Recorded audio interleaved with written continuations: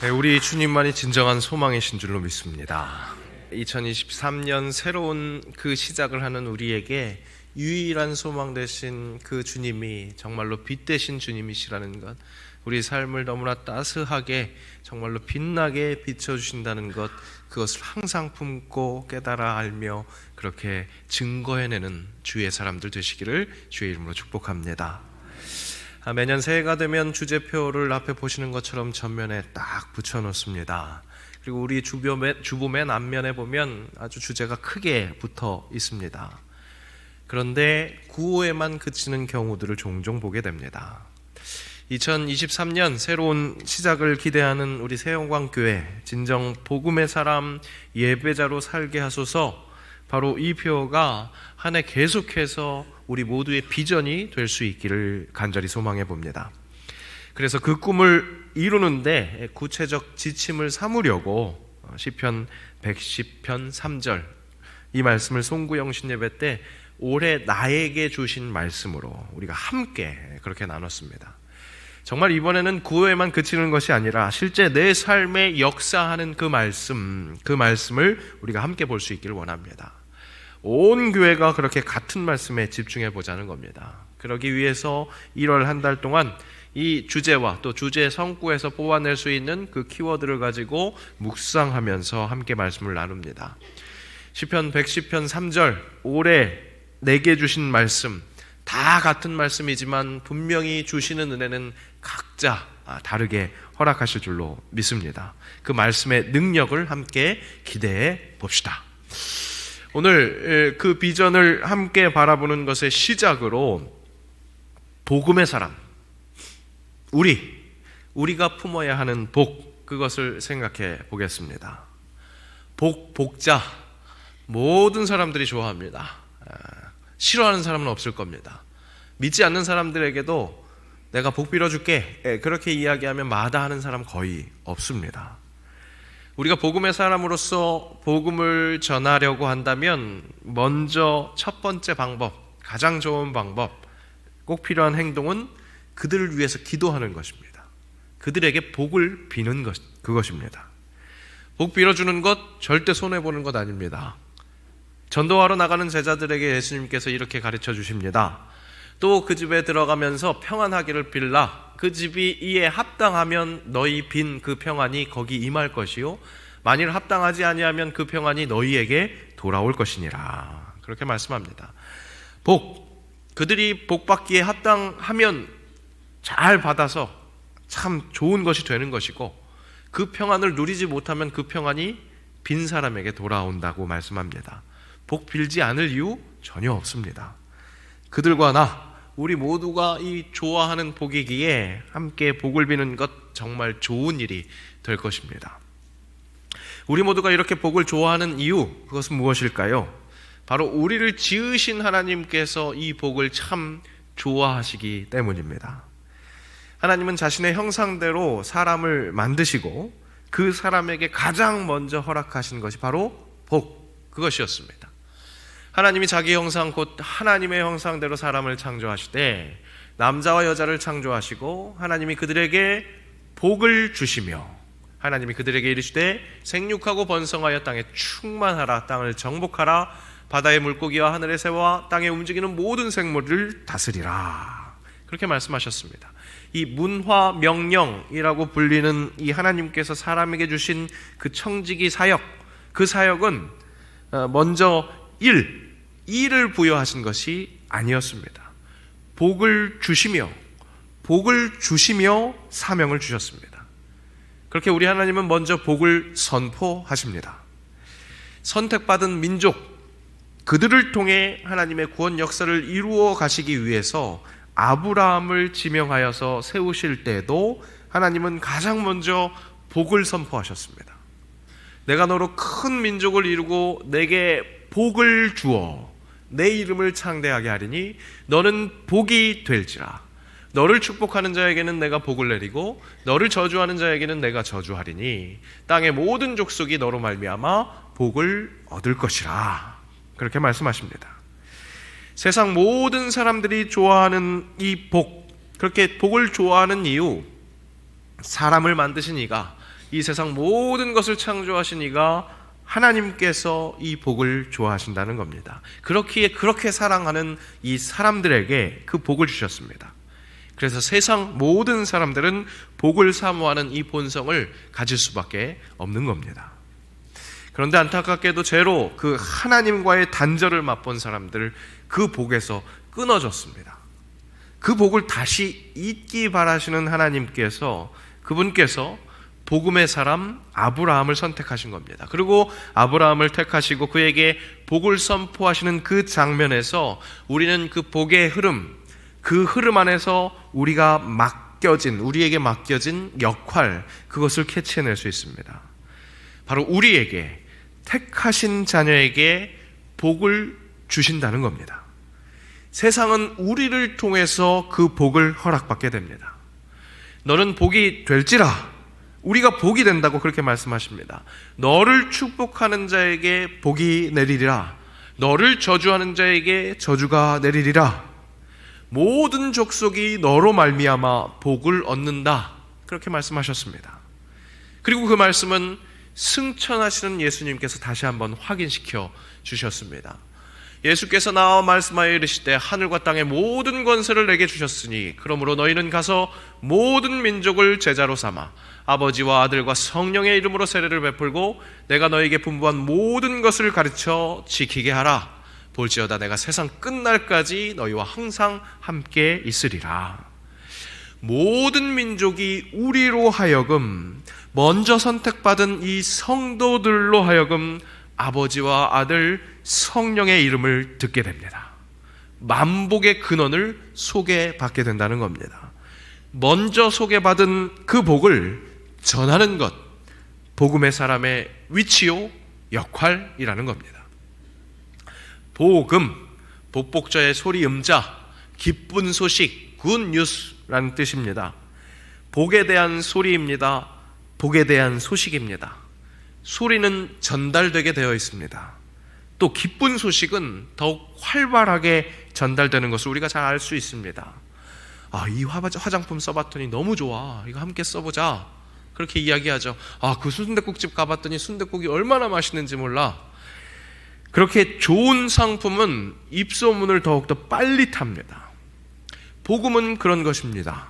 우리가 좋은 것을 품는 것이고 그 좋은 것을 전달하는 것, 온 인류가 좋아하는 그 복을 제대로 품는 것이고 그것을 자연스럽게 전달하는 것. 화장품 권하는 사람은 자기가 써보고 그 효과가 확실하니까 그것을 권하게 되어 있습니다. 열심히 전도하게 되어 있습니다. 순댓국 맛있다고 추천하는 사람도 그 순댓국의 맛을 아는 사람이 그것을 전합니다. 우리가 복음, 그것을 전하는 진정한 복음의 사람, 그것이 되려면 이 복음이 정말 나에게 얼마나 중요한 것인지, 얼마나 좋은 것인지, 나를 살리는 복음이라는 것, 그것을 제대로 알고 체험해야 할 것입니다. 말씀은 분명히 이야기합니다. 복이신 하나님께 붙들릴 때, 그분의 말씀을 들을 때 깨달을 수 있습니다. 어떤 것을 말입니까? 하나님이 복이라는 사실입니다. 하나님이 모든 복의 주권자라는 그 사실입니다. 모든 복의 기원, 시작, 복 그 자체이신 하나님, 모든 사람들은 그 복으로 돌아와야 합니다. 그 복이 진정 사람을 살릴 수 있는 진정한 복이기에 복음의 사람은 그 복을 전할 의무가 있습니다. 하나님이 복음의 사람을 통해서 세상이 복을 받을 것이라고 그렇게 말씀하셨기 때문입니다.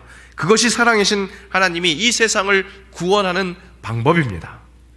그렇다면 복을 허락받은 우리가, 먼저 허락받은 이 복음의 사람이 진정 복이 복이라는 것을 제대로 깨닫는 것, 그래서 그 복을 온전히 누림으로 그 복 좀 우리 함께 받아보자고, 와보니까 참 좋다고, 그런 고백이 있어야 합니다.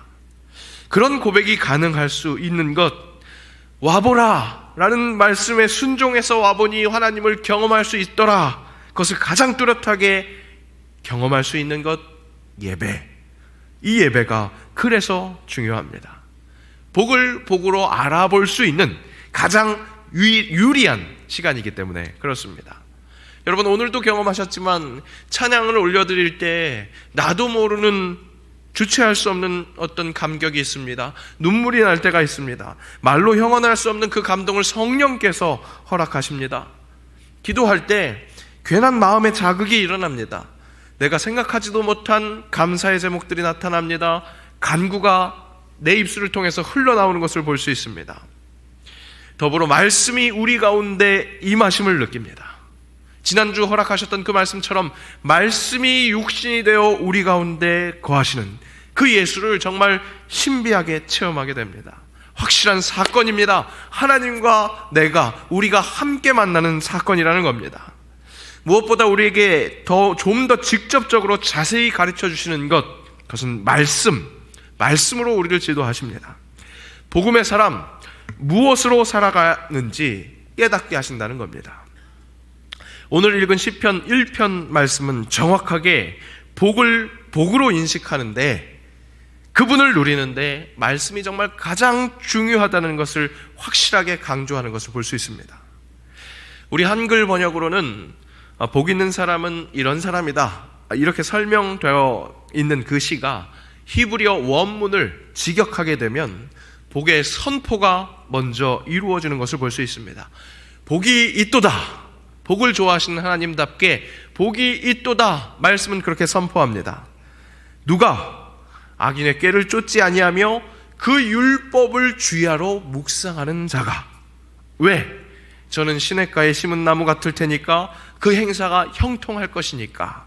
이런 구조로 히브리어 원문은 그렇게 설명하고 있습니다. 율법을 주야로 묵상하는 자가 복을 깨닫습니다. 진짜 복이 무엇인지 율법을 통해서, 말씀을 통해서 제대로 안다는 겁니다. 그럴 수밖에 없는 것, 말씀은 바로 그 복의 근원 되신 하나님을 가르치기 때문에 그렇습니다. 복의 근원 되신 하나님께서 우리에게 진짜 복을 주신다라는 그 진리를 가르칩니다. 그러니까 그 말씀을 주야로 묵상하면 이미 허락받은 그 복을 온전히 깨닫게 되는 겁니다. 진정 복 있는 사람으로서 그 복음을 전할 수밖에 없는 흘러넘치는 복을 경험하게 된다는 겁니다. 그 복으로 다시금 이 온 인류를 연결시키기 위해서 이 땅에 오신 예수님, 빛으로 오셨습니다. 하지만 어둠은 그 빛을 알아보지 못합니다. 어둠은 복을 다른 것으로 인식합니다. 다른 것이 복이라고 그렇게 착각합니다. 2023년 새롭게 시작하면서 한 인터넷 설문조사에서 2023년 새해를 맞이하면서 새해 소원을 물어봤습니다. 잘 안 보이실 것 같은데 1위가 역시나 예상대로 돔 냄새 좀 맡아보자, 억소리 나게 벌어보자, 그것이 1등이었습니다. 그리고 2등은 보여줄 게 완전히 달라진 나, 예뻐지기, 잘생겨지기, 그거가 2등이었습니다. 세상은 그렇게 진짜 복이요, 돈 많이 버는 것이라고, 예뻐지고 잘생겨지는 것이라고 착각하고 있습니다. 솔직히 세상이라고 말할 수 있을까요? 여기에 모인 우리도 실은 진짜 원하는 복이 그런 것이라고 그렇게 착각하고 나를 속이고 있는 것 아닌가 모르겠습니다. 이 조사는 인터넷 설문조사였기 때문에 아마 젊은 연령층이 많이 응답했기 때문에 이렇게 응답했을 것이라고 보이는데, 아마 또 많이 큰 복이라고 여기는 것, 진짜 복이라고 여기는 것, 건강입니다. 진짜 중요하죠. 그 어떤 것도 중요하지 않은 것이 없습니다. 복이 아니라고 할 수 있는 것이 없습니다. 하지만 그 모든 근원, 그야말로 만복의 근원이 있습니다. 부와 명예, 그 모든 것 있어도 건강하지 못하면 모든 것이 헛것이라는 것, 그 진리는 나이가 들면 깨닫게 됩니다. 병이 들면 깨닫게 됩니다. 그런데 정말 만복의 근원, 그 건강까지도 포함하는 만복의 근원이 있다는 것, 그 복으로 돌아가야 한다는 것, 그 복을 복으로 알아보고 제대로 만끽할 수 있는 것은 오직 말씀의 능력입니다. 말씀이 영을 깨우실 때 진짜 복이 복이라는 것, 그 지혜의 근본, 지식의 근본을 허락받을 수 있습니다. 말씀이 그야말로 우리 가운데 침투하실 때 그때 가능하다는 겁니다. 그래서 이 예배 시간에 이 말씀 나눔이 참 중요합니다.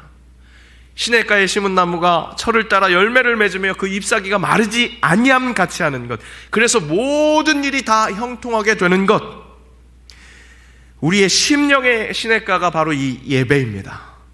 그리고 그 시냇가의 풍부한 우리를 자라게 하는 것, 생존하게 하는 것, 열매를 많이 맺을 수 있게 하는 것, 형통하게 하는 그 수분과 양분이 바로 이 말씀입니다. 물이 있어야 식물이 살듯이, 잘 자라듯이, 열매 맺듯이, 그 아무것도 아닌 것 같은 물이 있어야 그렇게 입이 풍성해지듯이, 우리에게도 아무것도 아닌 것 같은, 매일 그저 똑같은 것만 같은 이 예배 시간, 그래서 날 졸리게 하는 것 같은 이 말씀 시간, 지금도 졸음이 살짝 오는 그 말씀 시간이 나를 살리는, 입이 풍성해지는, 열매를 맺게 하는 그런 시간이 된다는 겁니다. 6월 벌써 작년이 됐습니다. 6월 마지막 주 제가 이치임식 함께 했습니다. 그때 들어왔었던 큰 화분들이 있었어요. 그 화분들이 밖에서 자라다가 이제 날씨가 추워지니까 이제 목양실에서 키우시는 게 좋겠습니다 하고 우리 집사님들이 아주 그 큰 화분을 참 힘들게 목양실로 갖고 와 주셨습니다. 아마 날씨가 추워지면서 비 오는 날들도 그다지 많지 않았으니까 이제 물을 줘야 되겠구나 그런 생각을 했습니다. 어디서 들은 것은 있어서 화분에 물 줄 때 이렇게 찔끔찔끔 주는 것보다 충분히 한 번에 충분히 주는 게 좋다 그런 얘기를 들어서 그 큰 화분을 화장실로 혼자 낑낑 끌고 들어가서 정말 충분히 줬습니다. 그 화분에 물이, 그 흙이, 모든 흙이 다 젖을 수 있을 만큼 장시간 아주 충분히 줬습니다. 그저 잘 살 수 있기를, 생존하기를 바라는 마음으로 그렇게 물을 줬습니다. 그런데 웬일입니까? 며칠 후에 보니까요, 정말 너무 신기하게 그 가지에 새순이 올라오는 겁니다. 하나뿐만 아니라 여러 가지 새순이 올라옵니다. 새 연두색, 정말 아주 푸릇푸릇한 초록색 연두색 잎이 올라옵니다. 그리고 며칠 또 지나니까 더욱더 든든해집니다. 이제 진한 녹색으로 그렇게 올라오는 것을 볼 수 있었습니다. 추운 겨울이지만 물을 듬뿍 주니까 생명력이 올라오는 것을 직접 목격했습니다. 물은 아무것도 아닌 것 같은데 그 물 하나로 그렇게 생명력이 아주 힘차게 올라오는 것 제 눈으로 목격했습니다. 목마른 자들에게, 심령의 목마른 자들에게 그 마르지 않는 샘물이 데일 때 그 속에 생명력이 올라옵니다. 그 무엇보다 중요한 생명, 그것에 활력을 불어넣을 수 있습니다. 오늘 말씀은 가르치십니다. 시냇가에 심은 나무가 그 수분과 양분을 쭉쭉 빨아들므로 철을 따라서 열매를 맺고 잎사귀가 마르지 않게 하는 것처럼 말씀이 복 있는 사람의 심령을 마르지 않게 한다고, 진정한 생명을 생명으로 인식하게 하는 그 지혜를 준다고 말씀합니다.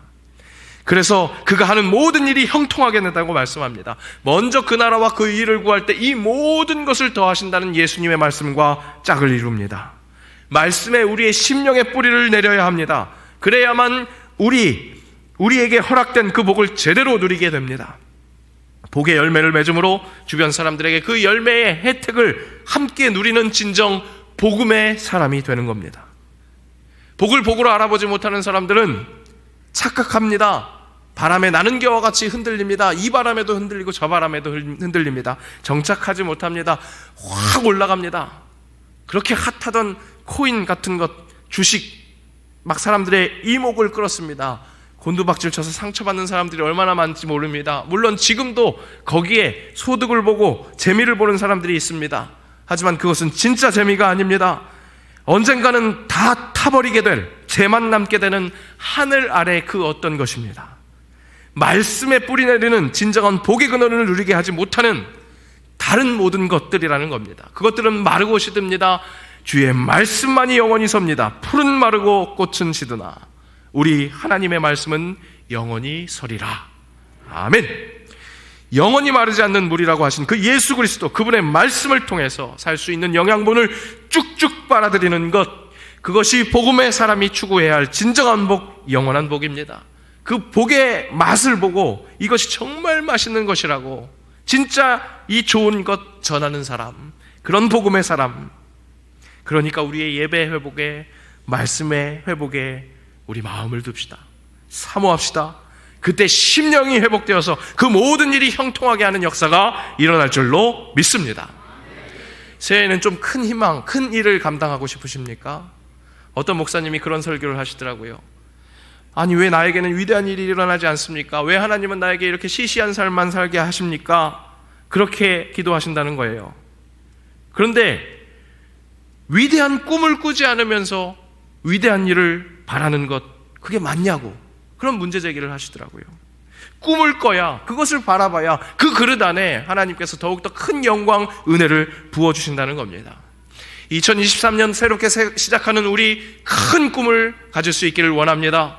복음의 사람, 예배자로 살게 하소서. 그 일이 가능할 수 있도록 예배에, 말씀에 우리의 뿌리를 깊숙하게 박을 수 있기를 원합니다. 예배 잘 드리자, 말씀 잘 묵상하다, 하루 이틀 했었던 그런 바람 아닙니다. 하지만 이번만큼은 정말로 그런 큰 꿈에 합당하게 기도하고 제대로 정진하면서 그 비전을 향해서 나아가는 우리가 되기를 간절히 원합니다. 말씀이 매일 똑같은 것 같지요? 하지만 그렇지 않습니다. 매일 볼 때마다 새롭게 임재하시는 하나님이십니다. 바르트는 우리에게 이런 지혜를 줍니다. 하나님은 우리에게 계속 새롭게 말씀하시는 분이므로 우리는 늘 하나님의 말씀을 새롭게 들음으로써 그분을 새롭게 알아가야 합니다. 우리가 어제 알았던 하나님을 오늘 또다시 알아야 하며 그분과 끊임없이 대화하며 배워가야 합니다.